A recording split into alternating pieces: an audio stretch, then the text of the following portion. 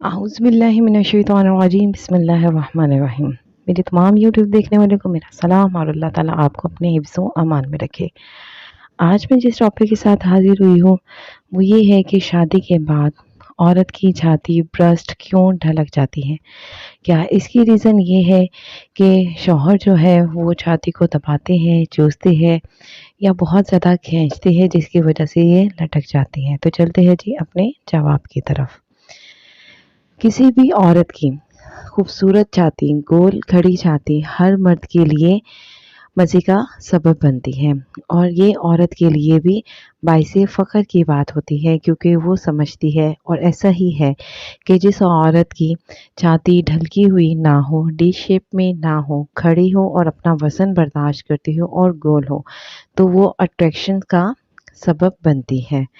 और अमूमन ये छाती जो होती है वो कुंवारी लड़कियों की ही होती है। इस तरह के शादी के बाद क्यों ढलक जाती है छातियाँ? क्या मर्द के दबाने से, खींचने से, चूसने से भर जाती है?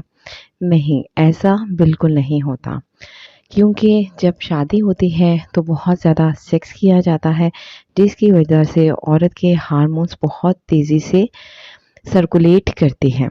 और आपको पता है कि औरत की छाती में कोई हड्डी नहीं होती, इसीलिए ये बहुत सी टिश्यूज और वेन से मिलकर बनती है।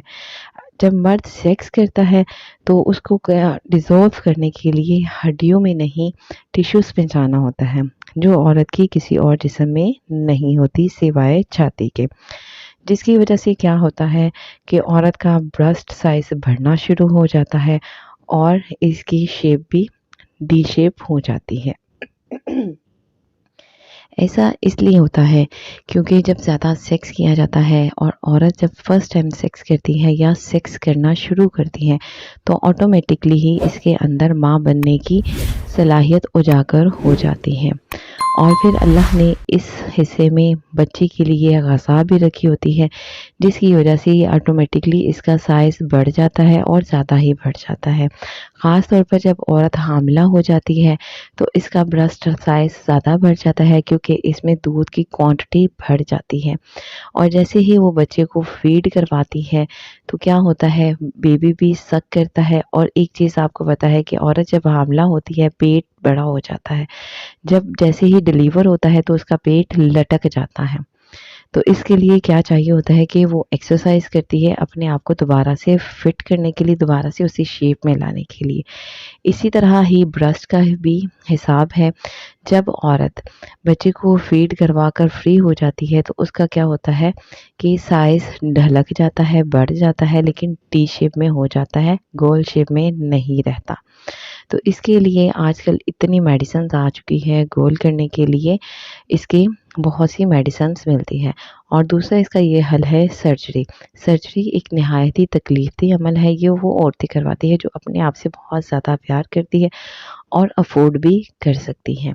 लेकिन अगर आप इसका मसाज ऑयल के साथ रेगुलर करें तो औरत की जो ब्रेस्ट है उसका साइज़ बढ़ना शुरू हो जाता है।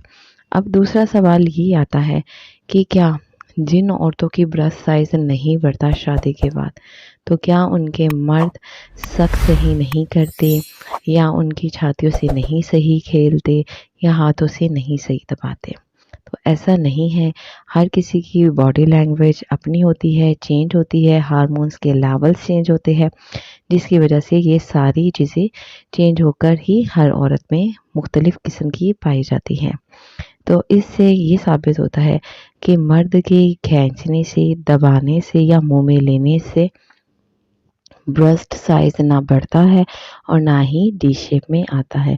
जी, ऐसा एक बहुत रियल केस होता है कि जो मर्द बहुत ज़ोर से दबाते हैं और तकलीफ़ अमल तक दबाते हैं, उससे हो सकता है कि औरत की छातियाँ ढलके। और मेरा ख़्याल है ऐसे बहुत ही कम मर्द होते होंगे जो इस तरह करते हैं। तो उम्मीद करती हूँ आपको मेरी वीडियो पसंद आई है। वीडियोज़ पसंद आ रही है तो लाइक और सब्सक्राइब ज़रूर कर दिया करें। शुक्रिया।